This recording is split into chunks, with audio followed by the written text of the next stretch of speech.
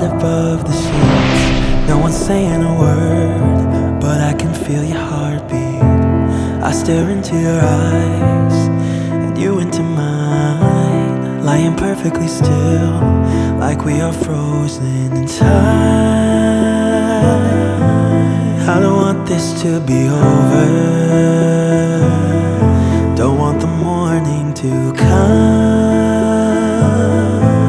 My head upon your shoulder, wishing that you would say,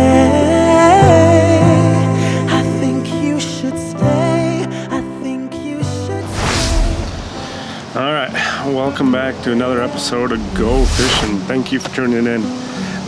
Where we left off last week, feeling pretty good actually. I had that 19-inch fish and had a handful of fish, but that big one for sure. So definitely confidence is high moving into week number 2. I decided to go out to a different lake and apply the same pattern that I've been on the other lake. So again, starting off with a crankbait, and then once the sun kind of got up there, switching over to the wacky rig. So you know, I started off with a crankbait. I was feeling pretty good about it.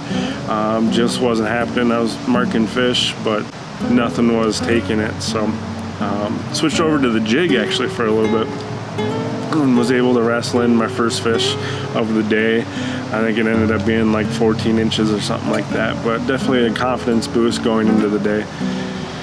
And you know, it's something where last year I fished the jig pretty much all summer long. This year I haven't really done it that much, so went out today hoping to kind of get on that jig bite that, you know, last year actually did me quite well. So after that I got that first fish, I was actually feeling pretty good about the day. And then next cast it out to the same spot and broke my line right away.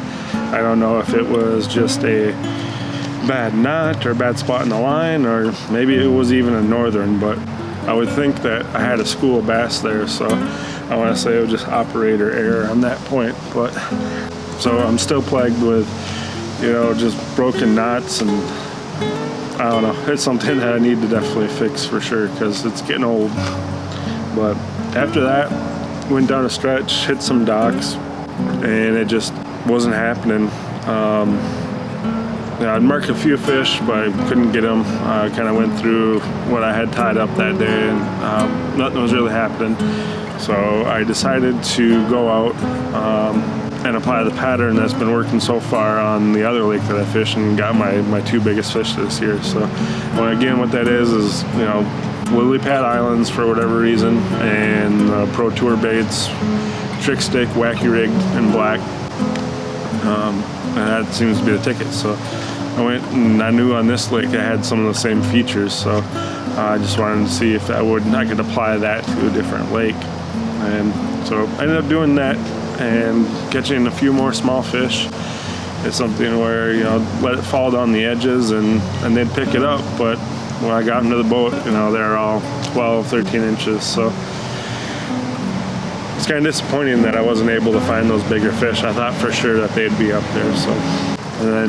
So from there, I just kept finding lily pad clumps and doing the same thing. A few fish here and there, and that was pretty much it for, you know, that pattern. So sun came up a little bit more, so I decided to still use the wacky rig, but I ended up just pitching docks, just skipping them underneath and getting in those shady spots. And again, I was able to find fish. I think all in all throughout the day I had 8 fish. I was able to find more fish, but nothing that was worth measuring really. 12, 13 inches, and you know, that's just how it went. I know there are some bigger fish in that lake, but the group of big fish is pretty small, so I was just not able to lock down on them today. But you know, started off September really, really great, and now it's, you know, kind of getting close to crunch time, and I just haven't been able to lock into them like I did last month. So definitely have some work to do. You know, I got a couple more weeks left here in September, so got some time to make things happen. But the downside is, you know, the days are getting shorter. losing time to fish. So it's, this time of year it's hard to get out on the water. Not to mention, duck season started, bow season started, and that's the stuff that I like to do and want to get out there. But at the same time, my focus right now is on the fishing. So I don't know how I'll end up. I definitely got to get a couple of good days out there, but I'm still feeling pretty confident that I can get something together. But again, I'm gonna have to clear almost 100 inches, and that's a tall order for sure. I know I'm getting better, but I don't know if I'm capable of doing a 100-inch bag. So we'll see how that goes. But this video wasn't the most action-packed one, but definitely just wanted to give you guys an update on where we're at in the fall fishing. And as always, I want you to just get inspired to go out and go fishing, and by watching me and seeing my struggles and tribulations, so to speak, that you can see that you don't have to be a pro to get out there and have fun, and just get out there and enjoy the time out in the water. And with me, I'm trying to do a little bit more tournament fishing, but like I said, I just want you to to take from this that go out and have a good time, and some tips and tricks on trying to find some fish and making it a good trip. So with that, as always, thank you for watching. If you made it this far, go ahead and give it a thumbs up. It really does mean a lot to me. It helps me out. And as always, I'm Tim. Get out there and go fishing.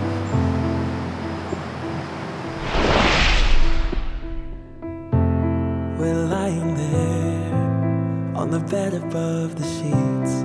No one's saying a word, but I can feel your heartbeat. I stare into your eyes and you into mine, lying perfectly still, like we are frozen in time.